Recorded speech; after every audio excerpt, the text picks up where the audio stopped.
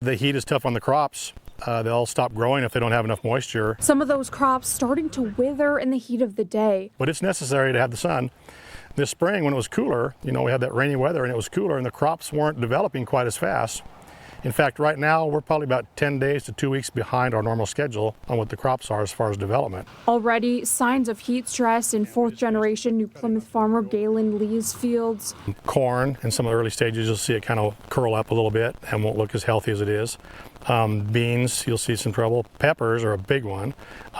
They'll drop the flower off, and so they won't fruit. Some of these sugar beets you can see behind me wilting down because they're desperate for water on this 100+ degree day.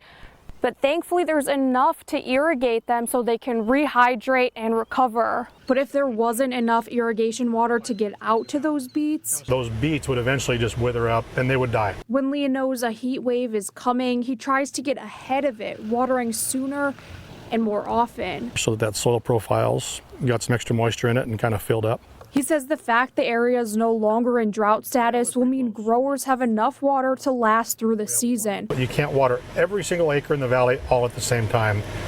We have to stagger it to get everything covered.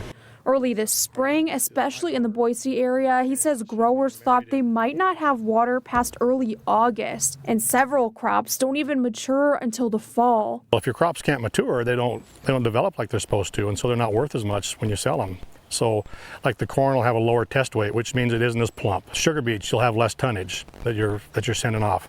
Alfalfa, if you don't have enough water, it'll shut down earlier in the year, so you won't get all your cuttings. You'll have 1 or 2 less cuttings, perhaps. And so it takes a hit on the bottom line. Reporting in New Plymouth, Angela Kerndl, CBS 2 News.